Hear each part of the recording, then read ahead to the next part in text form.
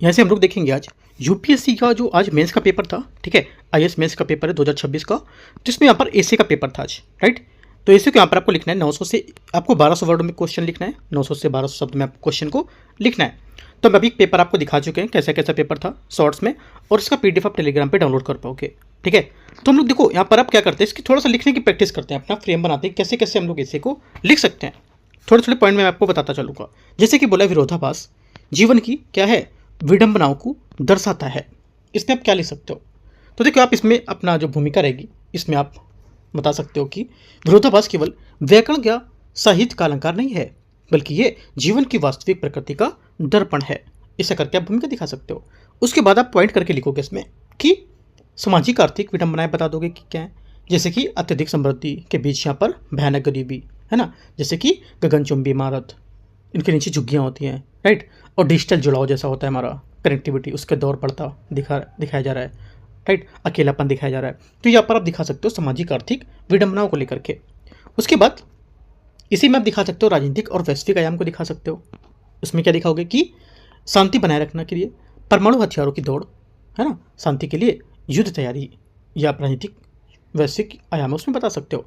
अगला बता सकते हो इसी पॉइंट में आगे हेडिंग डाल के, पर्यावरणीय विडंबना क्या है, इसे विकास के नाम पर विनाश और पृथ्वी को दोहन करने के लिए सुरक्षा खतरे में, ठीक है, ये यहाँ पर डालना, ये पॉइंट बता सकते हो, ठीक है। उसके बाद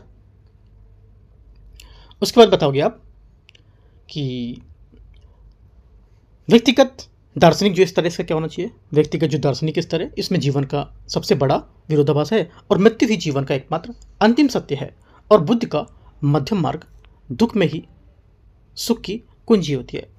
उसके बाद नेक्स्ट पॉइंट आप लगाओगे हेडिंग में, निष्कर्ष लगाओगे कि विरोधाभास को स्वीकार करना ही जीवन की परिपक्वता और संतुलन लाता है। मैंने आपको कम से कम यहाँ से कितनी 6 से 7 हेडिंग बताई, 6-7 हेडिंग में आपको यहाँ से 900 से 1000 वर्ड में आपको लिखना है, ठीक है, इसी हेडिंग को लेकर के। और भी पॉइंट यहाँ पर अपने ऐड कर सकते हो। तो हम छोटा छोटा सी चीज़ें यहाँ पर आपको समझा रहते हैं कैसे कैसे आप लिख सकते हो इसको। आगे यहाँ पर है, एक कृतज्ञ मन अति सुंदर होता है। सेकेंड ऐसे क्या है, सेकेंड ऐसे जो यहाँ पर है ये, तो क्या लिखोगे इसके बारे में, देखो इसका अर्थ यहाँ पर क्या है, इसका अर्थ होता है कि ये निबंध बताता है कि कृतज्ञता से मानवीय जो मूल है उसकी मानसिक शांति और सामाजिक जो सद्भाव उस पर आधारित है। ये इसे भूमिका में आप लिखोगे इसका कि सुंदर मन वह नहीं है जो बाहरी सुंदरता का ज्ञान समृद्ध हो, बल्कि वह जो संतोष का आभार भरा हो। ये आप यहाँ पर भूमिका में बताओगे। इसी में पॉइंट लिखोगे आप व्यक्तिगत और मनोवैज्ञानिक स्तर को लेकर लिखोगे कि जो कृतज्ञता है ये अहंकार या ईगो, ये लालच है ना, उसका नाश करती है, और ये मानसिक स्वास्थ्य, तनाव मुक्ति और आंतरिक सुंदरता को जन्म देती है। ये पॉइंट ऐड करोगे। इसके अंदर का और भी पॉइंट लिखने हैं आपको, है ना। ये मैं हेडिंग आपको थोड़े थोड़े मोटे मोटे से पॉइंट बताता जा रहा हूँ। इसके बाद लिखोगे आपकी सामाजिक और सांस्कृतिक आयाम लिखोगे इसमें जैसे कि भारतीय परंपरा, अपने प्रति गुरुओं, माता पिता और समाज के प्रति ऋण, जैसे कि देव ऋण, पितृ ऋण है ना, और कृषि ऋण, ये सब जो होंगे उस चुकाने की व्यवस्था को कर्तव्य के एक रूप होता है। उसके बाद अगला चौथी हेडिंग में आप लिखोगे पर्यावरणीय दृष्टिकोण से, यदि मानव प्रकृति के प्रति कृतज्ञ रहे तो अति दोहन जो होता है और जलवायु परिवर्तन जैसी समस्याएं खत्म हो सकती हैं। आप कई सारे एग्जाम्पल यहाँ दे सकते हो, है ना, पॉइंट और भी लिख सकते हो इसमें। अगला पॉइंट आप लिखोगे इसी में प्रशासनिक और नैतिक आयाम क्या हो सकते हैं इसमें, एक लोक सेवक का जनता और संविधान के प्रति कृतज्ञ होना उसे अधिक संवेदनशील और जवाबदेह बनाता है। ये पॉइंट भी ऐड करना है, राइट। उसके बाद निष्कर्ष में आपको लिखना है कि कृतज्ञता जीवन को शिकायत मोड से उत्सव मोड में बदल देती है। ये निष्कर्ष काफ़ी अच्छा रहेगा यहाँ पे।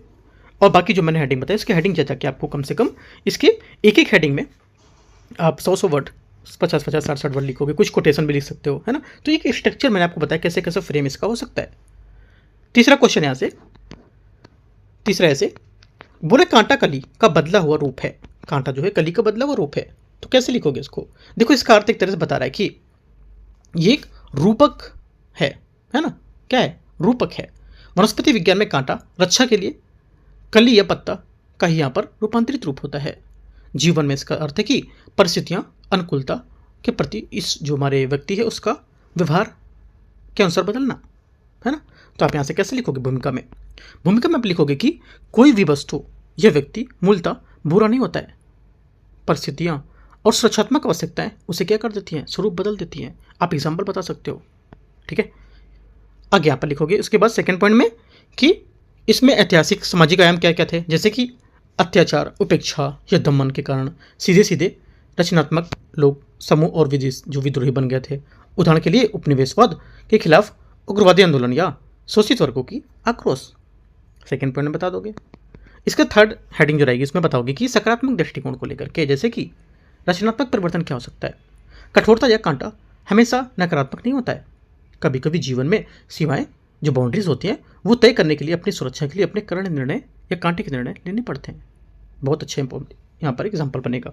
ठीक है, उसके बाद आप बता सकते हो अंतर्राष्ट्रीय संबंध को लेकर के इसमें कि एक मित्र राष्ट्र भी अपनी संप्रभुता और सुरक्षा के खतरे से कड़े समय या कड़ा समय लेकर के रुख बदल सकता है, अपना सकता है अपना रुख। उसके बाद निष्कर्ष डाल दोगे। निष्कर्ष में लिखोगे आपकी समाज और व्यवस्था को ऐसे माहौल का निर्माण करना चाहिए जहां कलियां प्रतिभा, शांति, कोमलता फूल बनाकर खिले या उन्हें अपनी रक्षा के लिए कांटे न बनना पड़े। ठीक है, इसको लेकर के आप एक एक पॉइंट को डीप जाके समझाओगे, है ना। 900 से 1200 वर्ड में आपको आंसर लिखना है। ठीक है, आपको कुछ और पॉइंट अगर मिलते तो वो भी पॉइंट आप नोट कर सकते हो इसमें। मैं आपको एक शॉर्ट तरीके से छोटा सा तरीका बता रहा हूँ लिखने का। आगे यहाँ पर है, जब दो हाथी लड़ते हैं तब घास ही रौंदी जाती है ना। तो कुछ चीज़ों को रटना नहीं है, समझो सिर्फ चीज़ों को, मैं समझा रहा हूँ आपको। तो जब दो हाथी आप लड़ते हैं तो क्या होगा, घास गिरौंदी जाती है। तो इसका अर्थ होता है कि महाशक्तियों, बड़े नेताओं या विशाल शक्तियों का टकराव होना, वे हमेशा आम जनता, छोटे देशों पर निर्बल वर्ग से ही सबसे ज़्यादा नुकसान उठाना पड़ता है, ये कहने का मतलब है। ठीक है, तो देखो यहाँ पर भूमिका कैसे लिखेंगे हम। इसमें लिखेंगे, ये अफ्रीकी कहावत है कि शक्ति संतुलन और उसके दुष्प्रभावों को दर्शाती है। ठीक है, यहाँ पर वैश्विक राजनीति का आयाम बता सकते हो कि जो महाशक्ति है उसके युद्ध में, जैसे कि रूस यूक्रेन युद्ध, इजराइल हमास संघर्ष था, उसका असर आम नागरिकों, शरणार्थियों और वैश्विक जो आपूर्ति श्रृंखला है उस पर भी पड़ा था, है ना। इसमें आप दिखा सकते हो शीत युद्ध को भी लेकर के। शीत युद्ध यहाँ पर का दौर, यहाँ पर छद्म युद्ध था, है ना। उसके बाद आर्थिक आयाम बताओगे इसमें कि आर्थिक आयाम जो थी ये बड़ी कंपनियों, जैसे कि कॉर्पोरेट हमारे गिगांट्स होते हैं, उसमें प्राइस वॉर और व्यापार युद्ध जो थे। उदाहरण के लिए बता सकते हो कि अमेरिका, चीन, इसमें छोटे व्यापारी का उपभोग जैसे पिसते रहे थे। ठीक है, अगले यहाँ पर हेडिंग डालोगे इसकी, घरेलू सामाजिक स्तर कैसा था। घरेलू सामाजिक स्तर राजनीतिक दलों या बड़े राजनेताओं के आपसी टकराव के विकास का कार्य ठप होते थे और आम जनता को घास समझ लिया, है ना, उससे प्रभावित होती थी।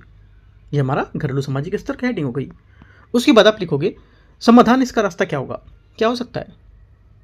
तो देखो यहाँ पर आप बताओगे कि संयुक्त राष्ट्र जैसी संस्थाओं को सशक्त बनाना, गुट निरपेक्षता और बहुपक्षवाद को बढ़ावा देना, ताकि घास की रक्षा हो सके। मतलब घास क्या, मैंने बताया था ना, जनता, उसकी रक्षा हो सके। राइट, तो ये पॉइंट आप इसमें यूज करोगे तो बहुत अच्छा यहाँ पर इससे आपका बनेगा।